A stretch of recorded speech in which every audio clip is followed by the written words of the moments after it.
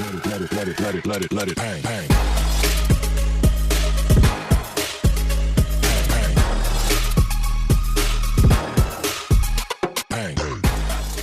নমস্কার বন্ধুরা, আজকে আমি তোমাদের শেখাবো পালং শাকের তরকারি।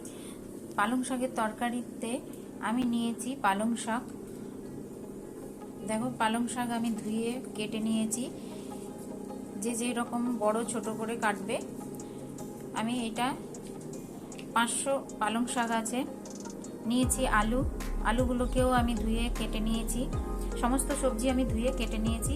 মূলো, কুমড়ো, বেগুন, শিম, এইগুলো দিয়েই আমি পালং শাকের একটা চচ্চড়ি বানাবো। এটা খেতে খুবই ভালো লাগে এবং খুবই সুস্বাদু হয়। আমি যেভাবে বানাবো বন্ধুরা, আমার পুরো ভিডিওটা তোমরা দেখতে থাকো, একদম শেষ পর্যন্ত দেখবে আমি কেমন করে বানাই। এর জন্য আমার লাগছে কি, দুটো শুকনো লঙ্কা, দুটো পেঁয়াজ, একটু পাঁচফোড়ন, কয়েকটা বড়ি। এই বড়িগুলো আমি বাড়িতে নিজের হাতে দিয়েছি।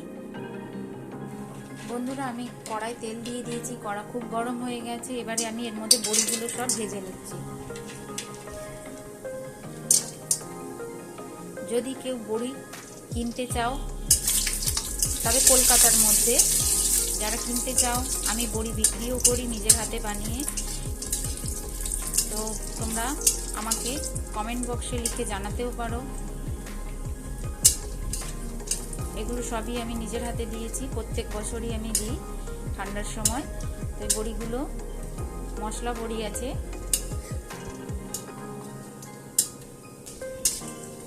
দেখো, বড়িগুলো আমার ভাজা হয়ে গেছে। এবারে আমি তুলে নেব।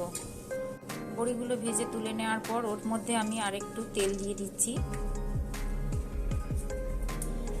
তেলটা গরম হয়ে গেছে। আমি এবারে এর মধ্যে দুখানা লঙ্কা ভেঙে দিয়ে দিলাম।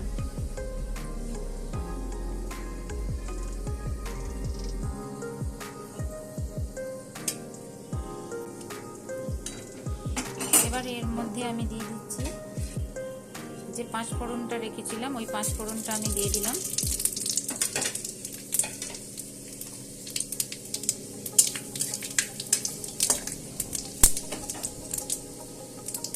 পাঁচফোড়নটা হয়ে গেছে। এবারে আমি দিয়ে দিচ্ছি দুটো পেঁয়াজ যে দেখিয়েছিলাম, সেগুলোকে কেটে নিয়েছি। সেই পেঁয়াজগুলো এবারে আমি দিয়ে দিচ্ছি।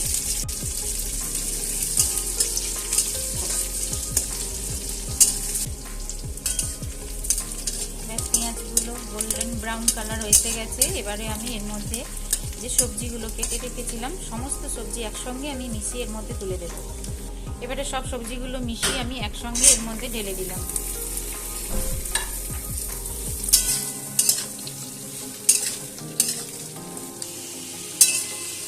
আমি এটাকে এবারে ভালো করে কষিয়ে নেব।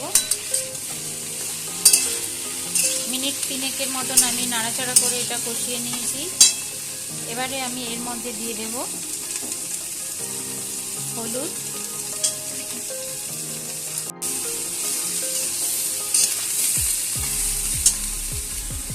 দিয়ে দেব স্বাদ মতো নুন,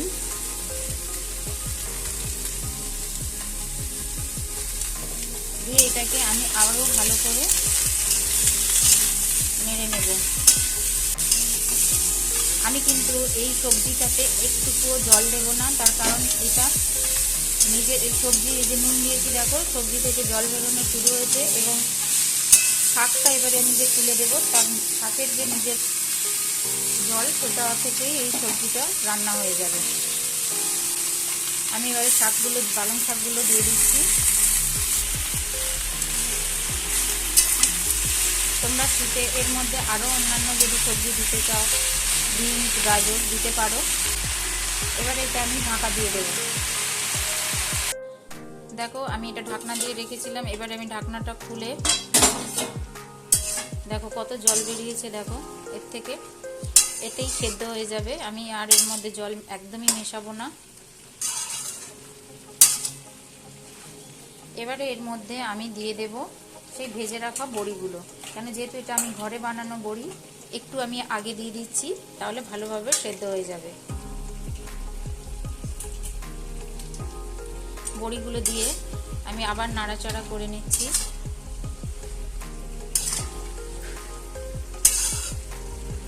এবারে এর মধ্যে আমি দিয়ে দেব একটু মিষ্টি। আমি চিনি দিয়ে দিচ্ছি এর মধ্যে, কেন পালং শাক বা যে কোনো শাকের তরকারিতে একটু মিষ্টি না হলে খেতে অতটা ভালো লাগে না। এরকম এটা চা চামচের থেকে, আমার এটা চিনির কৌটোর চামচ, যদি এরকম কারোর বাড়িতে না থাকে তাহলে তোমরা চা চামচের 2 চামচ একদম ভর্তি করে এবং আরেকটু অল্প দেবে। খুব মিষ্টি হবে না, আবার নোনতা ভাবটাও কেটে যাবে, ওটার টেস্টটা ভালো হবে। দিয়ে আমি নেড়ে চেড়ে নিলাম, দিয়ে এবারে এটা আমি আবার ঢাকা দিয়ে দেব। দেখো সমস্ত সবজি দেখো সেদ্ধ হয়ে গেছে। এর জল এইভাবে থাকবে না, আরো শুকনো হবে, আমি এই জন্য ঢাকা দিয়ে দিচ্ছি।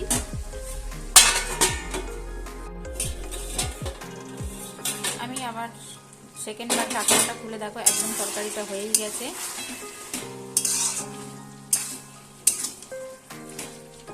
দেখো পুরো আমার তরকারিটা কমপ্লিট, একদম আমাকে জল দিতে হলো না, তরকারিটা আমার সেদ্ধ হয়ে একদম সুন্দর হয়ে গেছে।